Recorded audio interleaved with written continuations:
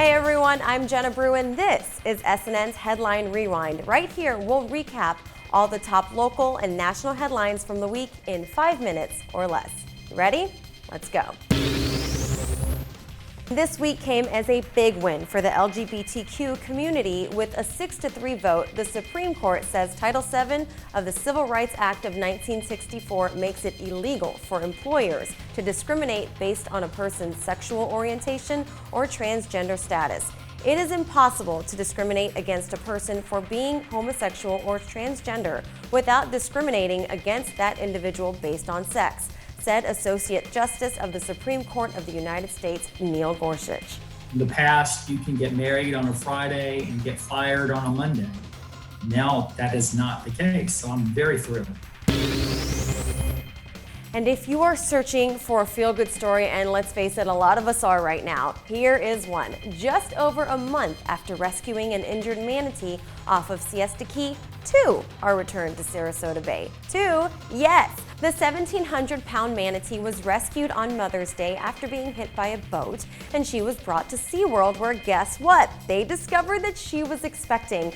SeaWorld named the mom Siesta and her calf Key, and researchers got a rare look at a manatee's first weeks of life.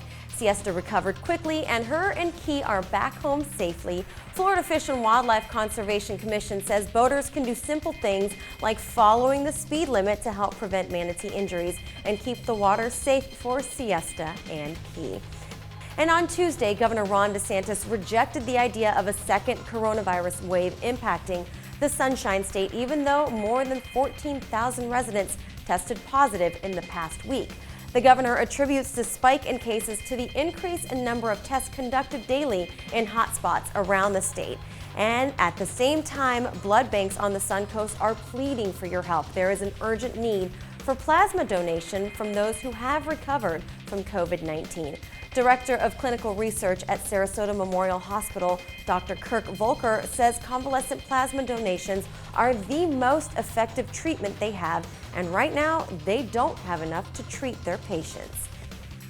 Less talk, more action, and the message is loud and clear when it comes to equipping Sarasota police officers with body cam. City commissioners voted unanimously on Monday to develop a plan to provide SPD officers with cameras. The support has been pretty widespread, and like most things, timing is everything. And with the hot topic spurred by the killing of George Floyd and other high-profile cases and the subsequent nationwide reaction, all playing a part in forcing another hard look at body cameras. SPD Chief Bernadette DePino has long supported body cams as they offer transparency and report accuracy. Well, in 2014, SPD did receive a $36,000 grant for a trial and purchased 24 body cameras. Legal and cost concerns related to storing and redacting the video led to shelving the program, and that gear is now obsolete.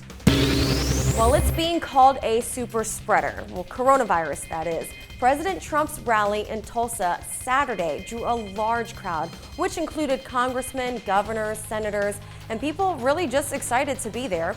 The campaign event was expected to bring about 20,000 people to the Box Center, but it didn't quite bring in those numbers, as less people showed up than expected.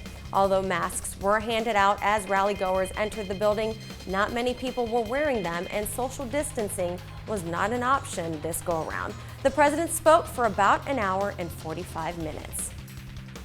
That's a wrap for this edition of SNN's Headline Rewind. Full versions of all these stories can be found on our website at snntv.com, and don't forget to follow us on social media for news updates right there at your fingertips. Thanks for sticking with us. I'm Jenna Brew, and we'll see you back here next week for another Headline Rewind.